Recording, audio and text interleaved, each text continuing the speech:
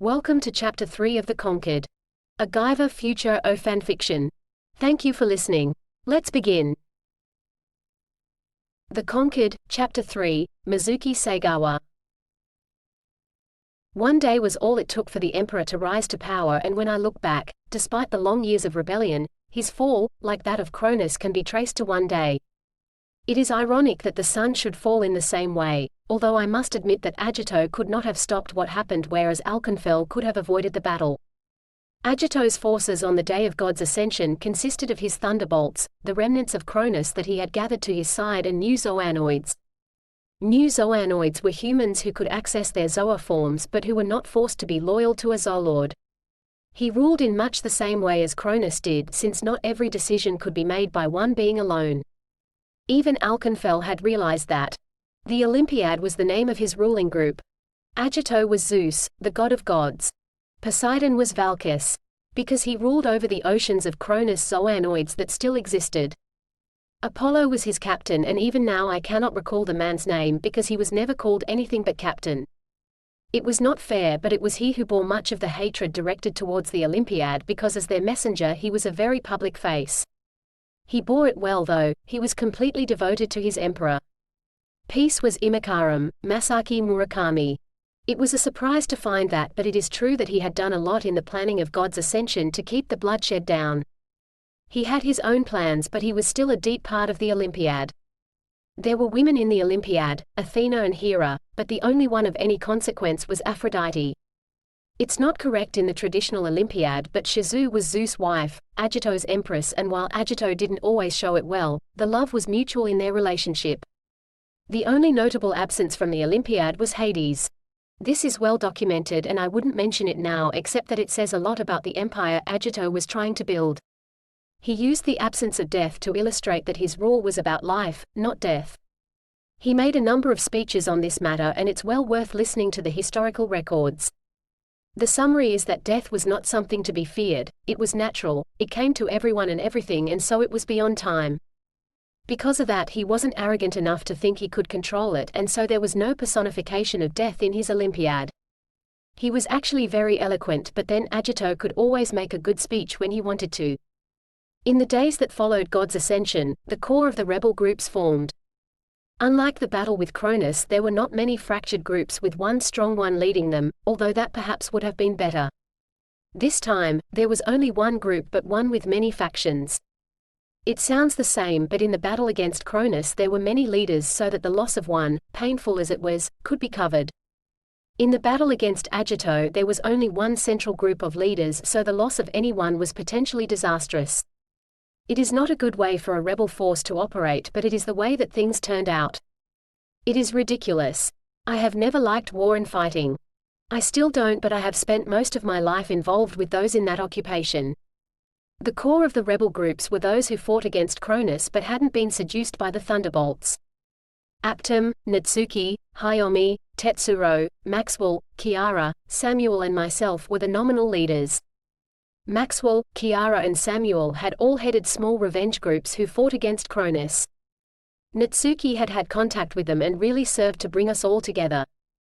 Hayomi wanted to do more, but while Dr. Odagiri processed him into a Zoanoid, the technology then was all Cronus, so his mind was vulnerable to the Zolords and he couldn't do as much as he wanted.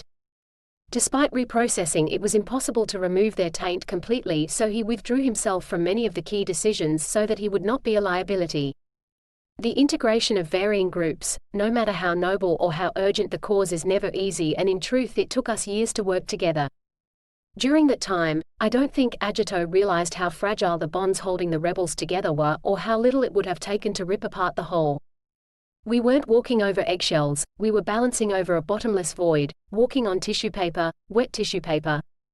One word, one gesture at the right time was all it would have taken to destroy everything. But perhaps that's the way it always seems. I know Agito's group had fractures within it, but for the most part it appeared whole and unassailable, so perhaps that's how he saw the rebels. If so, I am glad, because it was close enough as it was. Even now I can remember the worry, and I know the past cannot be changed.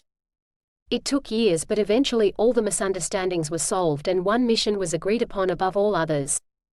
During the years that the rebels were uniting against Agito, one thing had become particularly clear. Zoanoids were lining up on both sides, and with the new processing techniques they could be produced to be loyal to themselves. The rebels and the Emperor's forces were equal in that way. But the rebels could not face Agito. No one, not even Aptum, despite how strong he had become, could face the Emperor. There was only one man who could do that, and his rescue became paramount. It was that single mission that united us all.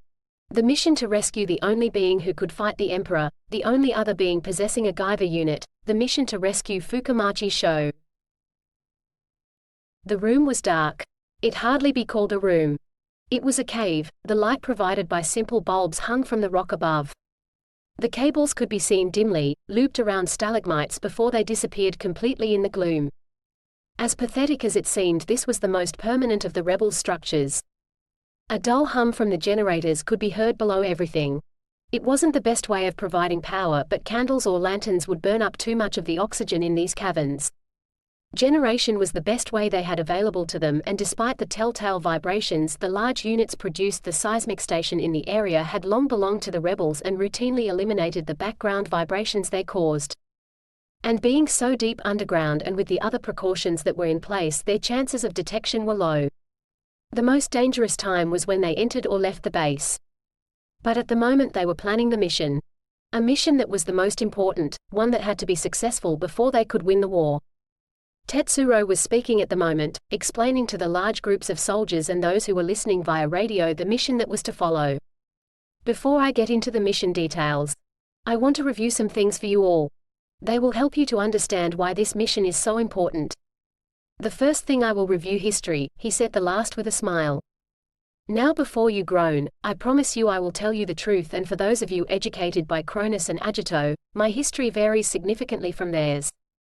Tetsuro turned serious again. I also want to review the last 2 attempts at this mission. He held up his hand, forestalling the questions that would have barraged him. I know there is a standing policy that if a mission does not succeed the first time, then we find some other way, but the fact that we have attempted it twice and the fact that we are attempting it again should tell you how important this mission is, and the fact that there is no other way. The final thing I wish to review is actually 2 things, and you should all find this very interesting. I wish to review Mikishima's Guyver armor and its abilities. There was a small stir in the room and around the world from the troops. The Emperor's armor was the stuff of legend. There were very few hard facts about it because no one who had ever gone up against the Emperor had returned. The other thing linked to this is a review of why Cronus, an organization Agito did have a hand in defeating, is now serving him. It is linked to his armor, but I will tell this in time. Again Tetsuro smiled, but this was tired and sad. The details I give you about his armor are the absolute truth. I know this because I saw him fight with it even before X Day. I know his armor. I know its tolerances and its abilities just as well as he does, but that is not cause for celebration. It only drives home how precarious our position is. We are sharing the information now because it is required by everyone. Even if something happens to some of us, the survivors will still know what they truly face. The decision to give out the details of the Emperor's abilities had been a difficult one. Tetsuro believed that everyone should know exactly what they faced, but Natsuki, Maxwell and Aptum had thought it best if only a few people knew that. They hadn't wanted to discourage those who fought because the Emperor's abilities were truly overwhelming. In the end, a compromise was met, its necessity driven home when all the leaders had nearly been captured in one fell swoop. That would have ended the rebellion, and that had been the objective behind the Olympiad. The compromise was to reveal Agito's abilities when the mission to counter those abilities was given. So now, with that mission about to be detailed, Tetsuro could explain what he knew about the bio-booster armor system, the Guyver. Despite his assurances though, the information Tetsuro gave today had been augmented in the years of rebellion against the Olympiad, and if Agito was ever to see this information he would know he had a serious information leak, but it had still been decided that this was the best way. As he had said, everyone had to know what they were facing and why most of Cronus had given up fighting the Emperor. Tetsuro closed his eyes. The information. It was far beyond anything he had ever suspected, and he was sure it was far beyond anything Cronus had believed, but it was the truth. Mura. Imakaram. Tetsuro reminded himself. Murakami was not there. had provided the details, but then the Zolord had always said he served Agito because it was the best alternative, and even the Emperor knew he had his own goals. But still, the information bordered on the impossible, and when Tetsuro had fully read the reports, even he had admitted that they may be delivering their own death blow. Their troops could not fight against Agito, and even the most gung-ho would know that after today, and if they did not believe that someone could fight, then the rebels today would be signing their own death warrant. No soldier could fight if they did not have hope. Giving this information out was a risk. It was a big risk, but ignorance was not bliss. It was a danger they could no longer afford.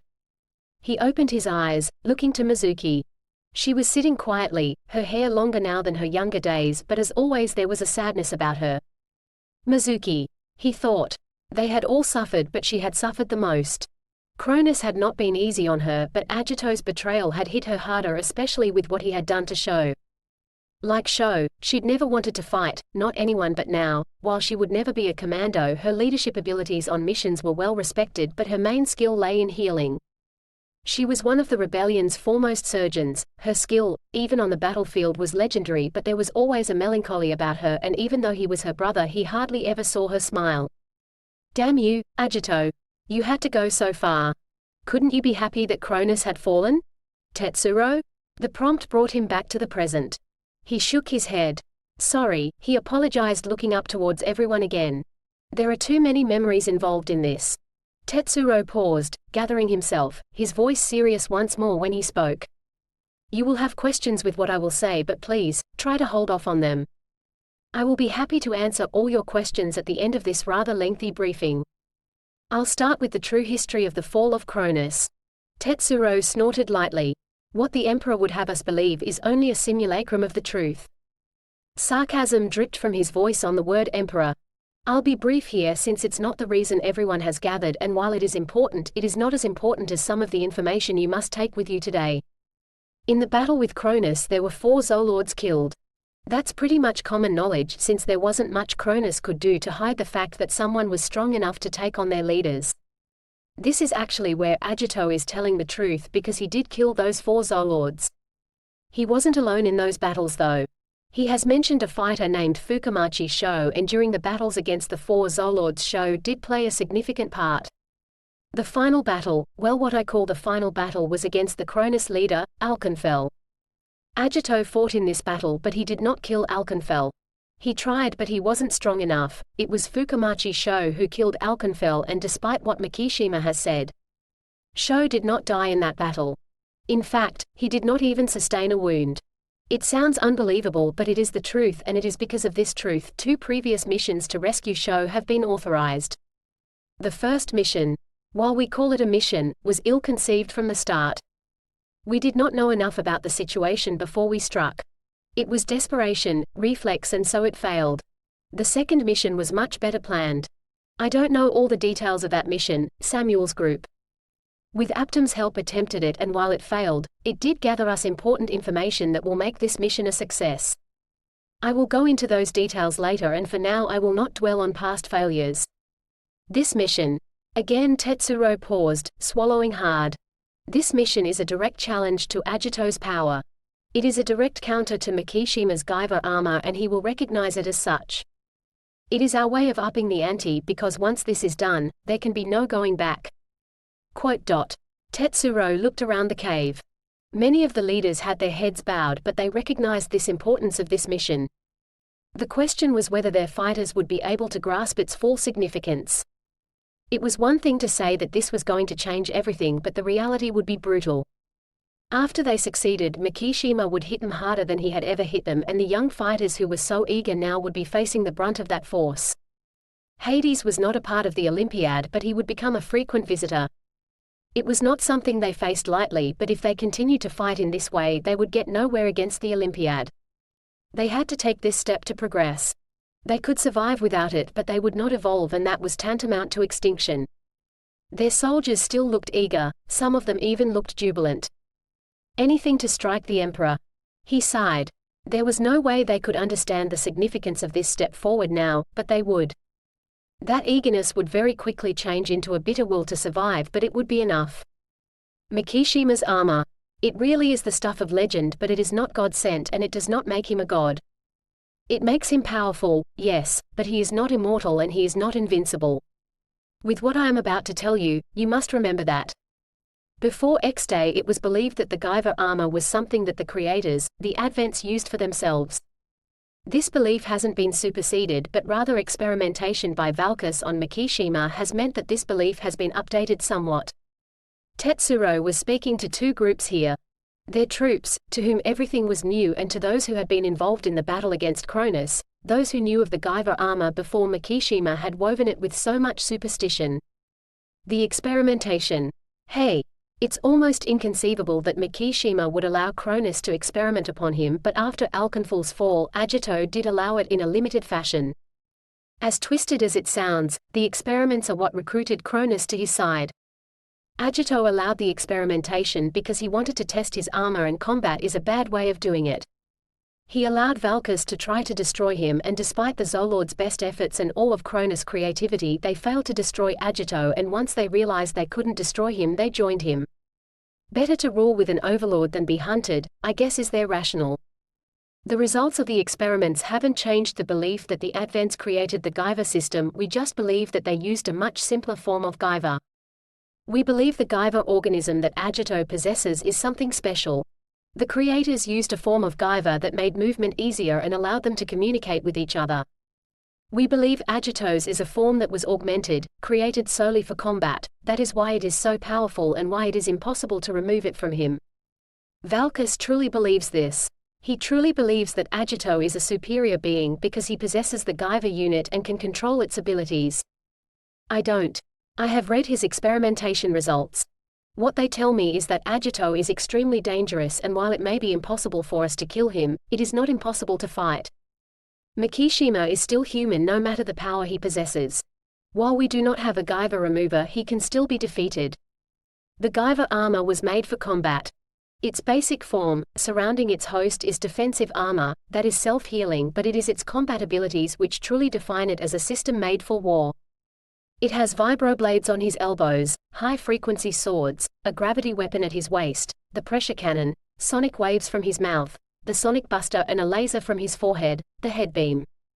The main destructive weapon of the armor is beneath the breastplates and is an intense particle beam that destroys anything that gets in its way. Cronus quite rightly named this weapon the Mega Smasher. Sensors are spread over the armor and relay information directly into the host's brain. When Agito is wearing his armor, he has true 720-degree vision. The weapons are devastating. Tetsuro spoke solemnly, and he didn't gloss over the truth. Agito's abilities were simply what was. They would accept them or they would not. While its weapons are truly destructive, they can be countered, and they aren't the real reason Valkis admitted his utter defeat to Agito. What makes the Guyver armor dangerous is its regenerative capacity. We believe this ability is what truly separates Agito's armor from the everyday armor of the creators. The armor Mikishima possesses can regrow itself and its host from a severed limb. Not correctly, but it can be done. It can't regrow perfectly because the severed limb is not in contact with the control medallion, and it is this medallion that is the main weakness of the armor. The armor is parasitic, and if the control medallion is removed, then the armor will devour its host, but while the main body is gone, the control medallion will regrow both the host and the armor. You can destroy one, but you can't destroy the other. It might sound easy to destroy the control medallion, but it is not. In the past one has been destroyed, but that was already damaged, and it was damaged when it did not have a host. Once the armor has a host, the control medallion is much stronger. About the only thing Valkis did not try to destroy the medallion was nuclear weapons, but Agito allowed him to rip it out and try everything else. Acid, freezing, chemicals, biological weapons, knives, heat, electricity, gravity, bullets, lasers. Nothing damaged Agito's control medallion, and each time he was reborn when the armor regrew. In the end, Valkis admitted defeat. It's hopeless then. Tetsuro had been expecting this question, so he was ready to quash it as soon as it was voiced. No, it's not, he answered forcefully, turning to face the speaker. It was a youngish soldier. It's not, he repeated again, in a more reasonable voice. That is what this mission is about. It may be impossible for us to destroy him, but it is not impossible to defeat him, and for Agito, defeat is just the same as destruction. Quote. And exactly how are we going to do that? There was no hiding the young soldier's anger, and Tetsuro didn't blame him for feeling that.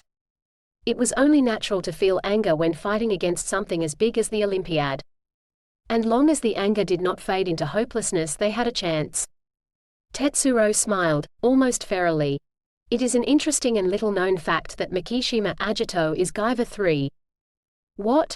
You mean there's more of those bastards? No. The general disbelief and astonishment came from all around the room and over the radios, but while he was expecting it, Tetsuro was slightly dismayed at the level of despair he could detect. Guyver 3, he repeated, and the comments dropped away. There were indeed 2 other Guyvers. Were? He nodded. Guyver 2 belonged to Cronus, and it is the unit that was damaged.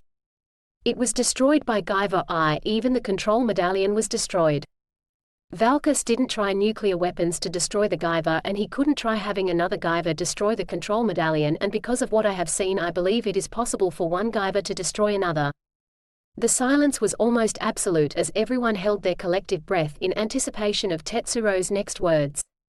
He looked serious, looking over the frames of his glasses as he watched the mission commander. He took a deep breath and continued, speaking each word in a deliberately grave manner. That is what this mission is about. We are going to rescue Fukumachi Sho, Guyver I. The roar was deafening, and Tetsuro allowed himself to feel part of the uplifted spirits as the despair vanished. He glanced again at Mizuki. She was still sitting quietly, and there was a soft smile on her face, but there was no true joy in her. The smile was her sole reaction to the news, and it was there so that their troops would believe that all their leaders were happy at the situation, but Mizuki could not be happy until there was peace and until the single ring that still graced her left hand was accompanied by another. She might have looked pleased at the mission, but there was no happiness in her eyes. He could see that. She couldn't hide that from him, but over the past few years she had become quieter and had refused to speak. Even to him about what she felt. So we're gonna rescue Fukumachi and he can fight the Emperor? One of the younger soldiers celebrated. Tetsuro shook his head. The boy was young. He was so young that it almost looked like his hair should still be wet from the processing tank. It's Fukumachi, he said, pronouncing the syllables slowly. And yes, we will rescue him and he will be able to fight Agito. Forgive me, Sho. While they could not end the battle against Mikishima without Sho, they were placing a huge responsibility on him without ever asking. It is the only way, Sho. As the mission commander stood, the noise quietened. Rodriguez was a solidly built man who had been with them from the beginning. His uniform was immaculate, but when the situation demanded, he never stood on formalities. He was a Zoanoid, Gregel type, although he managed his missions so well that it was a very rare occurrence that he had to reveal his form. He was the leader of the Vipers, one of the most elite units they had, and he had a habit of pulling off the impossible, which was why he was going to be in charge of this mission. With a deliberate cough, he focused everyone's attention upon himself. I do not doubt you, Tetsuro, but with the mission you are proposing. Rodriguez steepled his fingers before him, tapping his thumbs together. This is a lot of effort to rescue one man.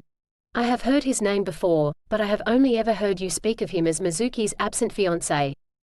Tetsuro nodded slowly. Rodriguez was like this. He rarely directly asked a question, but his words raised many, and it was up to you to choose which answers to give. He is my best friend as well, Tetsuro said, looking off into the distance. If they were going to bring their personal relationships into this, then they might as well bring them all. Agito has mentioned him once or twice, but on the whole would prefer to forget he exists. Tetsuro began seeking the best way to explain the situation. Rodriguez waited patiently. Rodriguez, Aptum interrupted, standing and moving to Tetsuro's side. Mikishima allowed his troops to handle everything during God's ascension. He dealt with one being and one being only personally, and that being was Fukumachi Sho.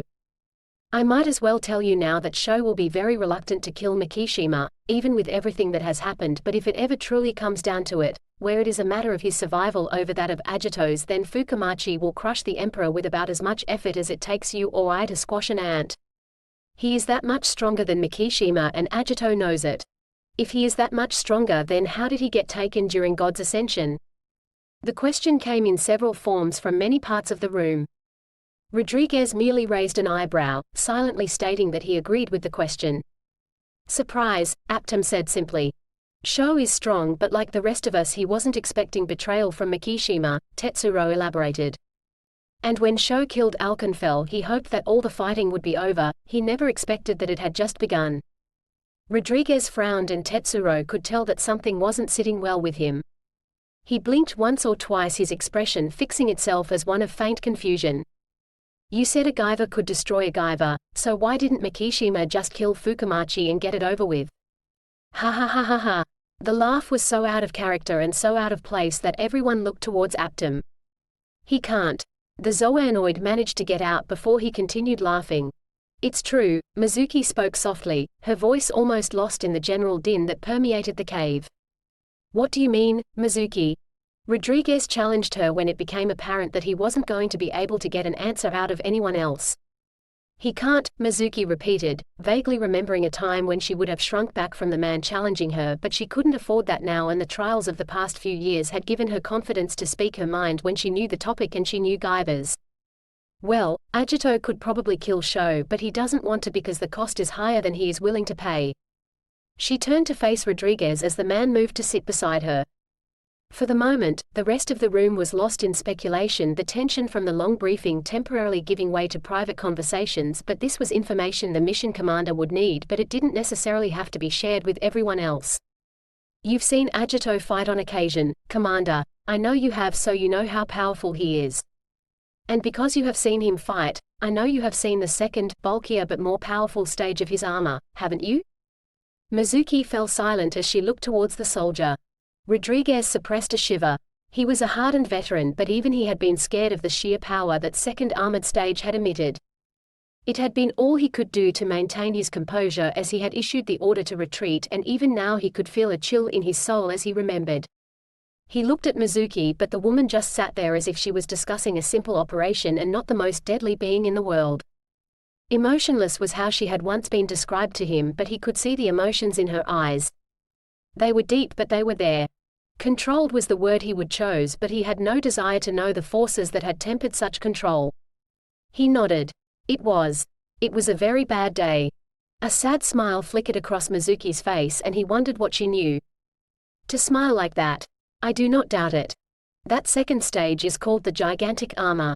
It has a second pressure cannon, is stronger, faster, and while it never needed to be, that form of the armor doubles the Mega Smasher's power. All the more reason it would be easier for the Emperor to destroy Fukumachi, Rodriguez objected. Mizuki shook her head. No, it's not, because the gigantic armor was made for show. She paused, allowing her words to sink in, and after the initial look of astonishment had faded from the commander's face, she continued. It is possible that if Agito kills Sho, the gigantic armor will still exist, but he can't be sure of that, so that's why he didn't kill Sho. The gigantic armor is also the reason Agito took Sho by surprise. When they fought Alkenfell, Agito had the gigantic armor, but he couldn't even hurt the Zolord, but when Sho took the armor, he had Alkenfell dead within 5 minutes.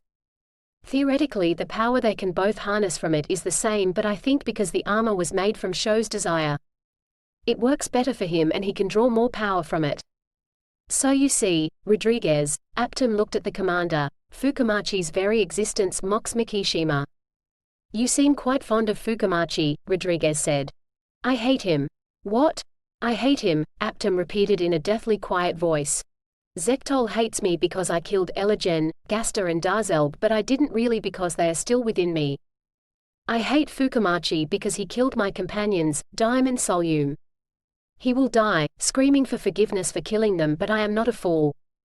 I will only kill him when the world is safe, and until then I take pleasure in pain. It must cause Agito to know that a boy who never sought power is easily his superior. Rodriguez nodded and he turned towards Mizuki. We'll get him back, he said to her softly, knowing that some of her pain must come from her fiancé's prolonged absence. You haven't seen the place Mikishima stashed him, Aptum again broke in. Tetsuro will probably get around to explaining the mission in a little while, but I'll give you the condensed version. You know Mikishima doesn't kill the rebels he captures, don't you? Rodriguez nodded. The Emperor didn't kill them because he was still maintaining that his empire was about life, not death, but as far as he was concerned that was a thin fictional line. He didn't kill them, but he did keep them in maximum security prisons. Well, the place he's got Fukumachi in makes those prisons look as easy to get into as an open house. I really think he would have ditched Fukumachi's body into space, but he couldn't stand the thought of letting him out of his immediate grasp. You never know what might happen in space after all. So the security's tough? We'll get through it. Rodriguez was confident. He and his Vipers had gotten into plenty of places that had been thought to be impenetrable. They'd even gotten in and out of the rebel prisons a couple of times without being caught. Aptum shook his head, turning serious. The security's more than tough, and you won't be able to bluff your way in using zooforms because no one here is an Enzyme 3, and you can't use any ploy involving prisoners because the facilities are a prison for one. It has no other purpose than to keep Fukumachi contained and to keep him there. Zoolord Bun Hyan is in charge of it, and it is his sole responsibility. The place is self-powered and self-contained. It can even be air-locked down. 3 years I believe is its capacity.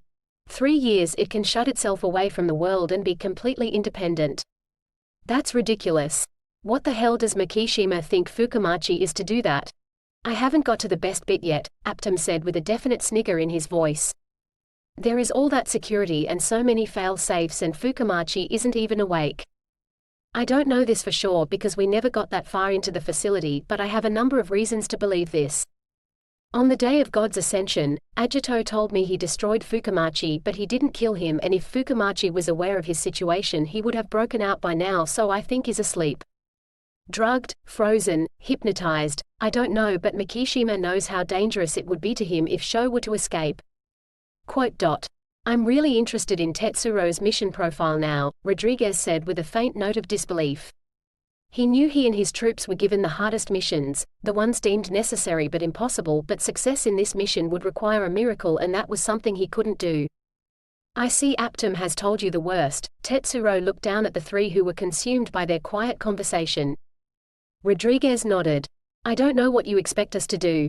I don't doubt Aptum, but unless he is exaggerating, I don't see what you want me and my men to do. We simply can't operate if the Emperor's forces are that strong. His forces are so strong because Mikishima knows Sho is the only person who can challenge him, and he knows that one day we would have to go after Sho, so that's why everything is the way it is. Mikishima isn't stupid, he doesn't want to face Sho, not now, not ever, and he knew Sho would fight him, that's why he threw the first punch. But you have determined it won't be the last. Tetsuro nodded, placing one hand on his sister's shoulder. Rodriguez, I know it seems overwhelming, but the plan is such that you will get your opening. He looked down at Mizuki, who nodded at him.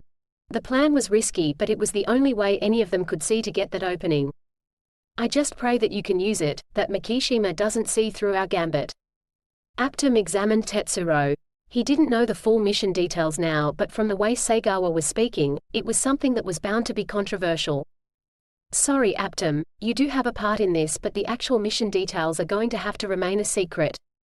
The only thing we can really say here is that you will be taking Hayomi with you, Rodriguez. Hopefully you won't need him, but it's better to be safer. But as to the way the opening will be made, Natsuki, Mizuki, Samuel, Kiara, Maxwell and I have all agreed that this is the only way. It's risky, isn't it? Both Tetsuro and Mizuki nodded. It's more than risky, Mizuki said, looking at Aptum. It depends on Mikishima, but Natsuki, my brother and I have known Agito for a long time. While we may not have always known his true face, we do know him. And we all know the path we are on if we can't get Sho out. Rodriguez, this mission is our only hope. If we can't get Sho, no matter what happens to anyone else, then all the fighting and all the lives lost against Agito are for nothing. We simply cannot win without Sho, and that's why it's worth the risk. Aptum looked at Mizuki sharply. Over the past couple of years she had become more of a fighter, but her words could give away her more than her emotions, just as they had when she had called for Fukumachi to rescue her when he had held her. And her words now were saying that it was her role to give Rodriguez his opening. He shook his head. She had changed. Innocent. But she had lost that innocence in the fight against Cronus. Idealistic. But the idealism was now tempered with what he considered a healthy dose of reality. He nodded to himself. The second was more appropriate now. She wasn't a stupid, helpless girl anymore, and while she would never be a physical threat, she had learned to work with others to use her knowledge to fight. You've changed, little girl, but I wonder if you have the strength to pull this off? Do you really know Agito as well as you think you do? Only time would reveal that answer. Tetsuro flopped back onto the hard pallet that Mizuki called a bed. They were alone, the speeches were done and the mission had been passed. Most of the troops had broken up, returning to their posts to spread the information about Mikishima's armor and the hope that soon someone would stand against him. He sighed tiredly, looking over to where she sat, quietly brushing her hair. She had become far more than his sister over the past few years. The quiet, timid girl had grown up into a demure, strong woman who was determined to see her jails through. A woman who was admired and respected by the rebellion forces. But still, he didn't like this mission. It put her directly into the line of fire, but despite racking his brains for weeks he could not think of another way to do this. It's still not too late, he began, unsure of how to tell her everything that was on his mind. Not too late for what? Mizuki questioned quietly, never missing a stroke as she ran the brush through her hair. Mizuki, we don't have to do this. Tetsuro, we've been over this. We can't win without Sho. It's that simple. I don't like it and I know he wouldn't. Mizuki smiled at her brother as she turned around. He isn't here to object, but that isn't the point. We both know this is the only way, Tetsuro. I don't like it. I know. She looked at him through wide eyes. I don't particularly like it either, but Agito will fall for it and it doesn't matter about me. It does. Don't ever say that, Mizuki. Tetsuro, don't. Mizuki paused. Now don't object, just listen for a moment. Tetsuro nodded. He'd seen his sister serious before, but this was something different. There was something in her voice that held him silent. We both agree that Sho is the only way to end the rebellion, to bring peace back to the world. This is the only way that it can be done. Again, we both know that. I can give Rodriguez his opening and I will. Don't worry about me, Agito will buy this and he won't hurt me, no matter what happens. Let's be completely logical about it and you see that he has no reason to hurt me and every reason to keep me safe. I know my worth, Tetsuro, just as Agito knows the risks. Tetsuro nearly choked. I know my worth. Those were words his sister should never have to say, implications she should never have to consider, but as she had also said. If they did consider it logically, then Agito did indeed have no reason to hurt her. I know my worth, Mizuki repeated. I don't say this lightly, Tetsuro. It's the truth. I do know exactly how much I am worth to Agito, you know it as well. He's prepared that whole prison for Sho, so he isn't about to throw me away, no matter what he suspects. I am the only one who can control Sho, the only one who is sure to stop him. You'd have a chance, so he'd be equally good to you. Mikishima knows this, and if Sho was ever facing him, he'd want one of us to intercede. Think about it, Tetsuro. How many times did Mikishima rescue us from Cronus? But it was more than once. And if you reflect upon it, you can be sure he didn't want to. He only did it because he didn't want to risk making Sho an enemy, especially since we now know that Sho is the only one who can stand against him. Mizuki looked at her brother. Nothing to say? There's not a lot I can say. Tetsuro almost felt sick looking at her. The woman before him was not his sister. It was her body, it was her voice, but the person speaking. This was a creature of cold logic. The compassionate woman who was his sister was not there, or rather, she was there just buried beneath the logic. Why didn't I see this earlier? He berated himself. She has so many shields. Oh Mizuki. I'm sorry. Mizuki sighed. I love him, you know, she said softly. When I explained this to Kiara, she said I couldn't possibly think what I do and love him. She said I loved his power, was attracted to the prestige it would give me being married to the strongest being in the world, but that's not true. I do know what I mean to Sho and therefore what I am worth to Agito, but at the same time I know what Sho is worth to me. I do love him. For a long time, I didn't think it was possible. I thought that I'd find a way to let him down, but I couldn't. When it came down to it, I couldn't bear to let him go. It hurt, Tetsuro, watching him fight Aptum. It hurt, knowing he was doing it for me and knowing that I'd rather die than see him get hurt because of me. He's saved me so many times in the past and now it's my turn to save him. The quiet sad smile returned to Mizuki's features. Don't worry, Tetsuro, it really will be all right. Everything will work out, you planned this mission so it will be fine. That's what I'm worried about. The mission is to get Sho, but there is no provision to get you. Mizuki moved to Tetsuro's side, sitting beside him. It will all work out, I know it. I don't want Agito to use you as a hostage against Sho. He won't get that chance, I promise. Mizuki, don't do anything stupid. Promise me you won't do anything stupid. She looked at him, studying his face for a few moments. I won't have to, Mizuki whispered after a moment. Sho. She spun the ring on her finger. Sho won't let me. It will hurt again, but I know he won't let me. Mizuki coughed on the words and Tetsuro could almost see the shields around her crack. He was moving before he knew what was happening. Oh, Mizuki, Tetsuro whispered, as he wrapped his arms around her, when the tears finally escaped. I'm sorry. I am so sorry. The mission was passed relatively easily, and after some volunteers from the Vipers were reprocessed into the Enzyme 3 shape, everything was set. While it took a matter of weeks from the day that the mission profile was given to the time that the mission was carried out, in truth we had been planning this mission for years. In the beginning we did not know it, but there were gestures made towards this mission, and then once we knew this mission would be, more solid plans were made, rumors allowed to circulate, rumors to the effect that the rebels would give up, that the rebels would destroy the world because they could not win, that the Segawas would surrender to Mikishima, the Alkenfell was still alive, that the Roman gods led by Mars would crush the Olympiad. We'd been releasing myriads of rumors throughout our campaign, but now they became important because now they had to open some doors in Mikishima's mind, place the belief that what he had thought impossible was in fact possible. The mission was composed in several parts, with the Vipers having the physical task of retrieving Sho. But that task, while it was the prime objective, was the last in a long line of events and mission objectives, and while it was possible that the Vipers could fight their way through to Sho, that would be a waste of resources and lives, so their opening had to come in another way. And that was where Agito came in. It was perhaps audacious to use the Emperor to precipitate his own downfall, but having Agito lead us into the base was the only way to be sure that we could get in. After we got in, the battle could then be to get out, and that was something that wouldn't be a waste if the prize was secured. The first attempt at this mission had been stealth and the second open combat. Neither had worked, but the combination of the two was the only way to pull this off. Agito would lead the way in, the Vipers would carve the way out, but Agito would have to have a reason to open the way first. That was my role. As one of the few people who had known the Emperor for years, who had fought against Cronus from the beginning and who, more importantly, meant something to Sho, I was the only one who would be enticing enough for Agito to take the risk of opening the way to Sho. It was a matter of balance. He would see through our plan, we knew that, but the attempt to free Sho would be weighed against his ability to control Sho, and we hoped that his overwhelming desire for control would outweigh everything else. After all, if he knew there was going to be an attempt to free Sho, he could plan for that event.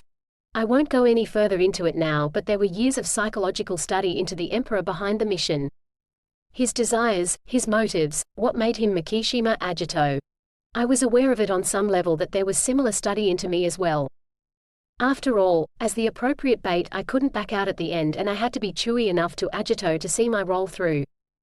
I think the rebellion kept half the world's psychologists in business during that time. I know we generated more than one paper, but they didn't come to light until much later, but that wasn't surprising. The ones we consulted were discreet. There is a saying for all situations, and the one that applies here is, even the best laid plans can come to ruin. Our plan didn't come to ruin. Looking at it in one way, it worked perfectly, Sho was freed, but in the end it wasn't our plan that did that. There were forces we could not have foreseen moving, so that in the end, when Agito opened the path to Sho, he was doing it of his own free will. He knew the Vipers were in position, and he had them rounded up to stand guard when Sho was awakened. I said that Agito's fall could be traced to one day, and that was the day that he freed Sho. One could almost say that he chose to fall, but that fall was the only thing that saved him, and Agito was never a believer in futile final stands. It was always best to live to strike again, and as ironic as it sounds, in time that became our motto. End chapter 3, The Conquered. Thank you for listening. Join me again to listen to the next chapter.